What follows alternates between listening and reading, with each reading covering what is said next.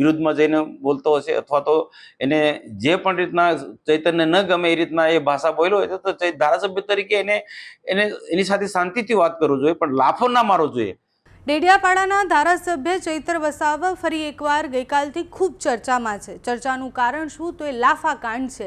આના પહેલા ચૈતર વસાવાએ કોઈને ગ્લાસ ફેંક્યો કે પછી વન અધિકારી સાથે ગેરવર્તન કર્યું, એને માર્યું, એના પછી ફરી એકવાર એક મૃતકના પરિવારજનને એમણે લાફો માર્યો હોય એ આક્ષેપ સાથે વિપક્ષથી લઈને સત્તા પક્ષના નેતાઓ અને ત્યાંના સ્થાનિક લોકો જે છે એ ચૈતર વસાવા સામે સવાલ કરી રહ્યા છે।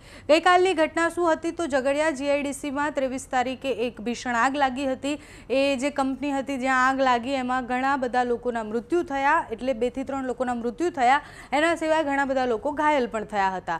મૃતકનો પરિવારજન ત્યાં પહોંચ્યો અને એની સાથે ચૈતર વસાવા પણ હતા, સ્થાનિક લોકો પણ હતા અને પછી પરિવારજનનો એક માણસ એટલે પરિવારના એક વ્યક્તિ અને સાથે ચૈતર વસાવા બંને આમને સામને આવી ગયા।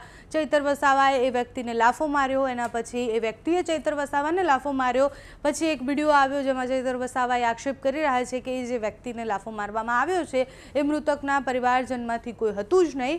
મૃતકના પરિવારજનો અમારી સાથે હતા। એ વ્યક્તિ કોઈ ઊભો કરેલો માણસ હતો, એ ભારતીય જનતા પાર્ટીનો માણસ હતો।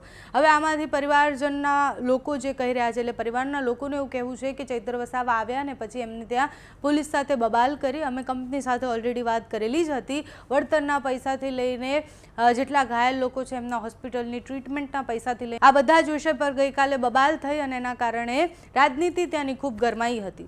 ચૈતર વસાવાનું નામ આવે એટલે મનસુખ વસાવા એ પ્રતિક્રિયા ન આપે એવું તો ન જ બને। ગઈકાલની ઘટના પર મનસુખ વસાવાએ પણ ફરી એકવાર એવું કહી દીધું છે કે ચૈતર વસાવાનો તો સ્વભાવ જ આવો છે, પહેલાં એમણે ગ્લાસ ફેંક્યો, એની પહેલાં આ કર્યું ને હવે આ સ્થિતિ છે। તો સાંસદ મનસુખ વસાવા આ વિષય પર શું કહી રહ્યા છે તે સાંભળો। જે ચૈતર વસાવા ઉશ્કેરાટમાં આવી જાય અને તે પેલા ભાઈને યુવાનને જે લાફો મારે છે એને સખત શબ્દોમાં ઉખડી કાઢીશું। કદાચ પેલો યુવાન કોઈ પણ નિયમ વિરુદ્ધમાં જઈને બોલતો હશે અથવા તો એને જે પણ રીતના ચૈતન્ય ન ગમે એ રીતના એ ભાષા બોલ્યો હોય તો ધારાસભ્ય તરીકે એની સાથે શાંતિથી વાત કરવું જોઈએ, પણ લાફો ના મારવો જોઈએ। અને લાફો માર્યા પછી પણ એની સાથે બધાએ ભેગા મળીને એ વિડીયો હું મેળવી રહ્યો છું, એ બધા લોકોએ ભેગા મળીને કેટલાક વિસ્તારના આમ આદમી પાર્ટીના લોકોએ બધા ભેગા મળી અને એ યુવાનને સખત માર માર્યો છે એવું મારી પાસે માહિતી છે। તો આ પ્રકારનું જે કૃત્ય કરે છે એ બિલકુલ યોગ્ય નથી।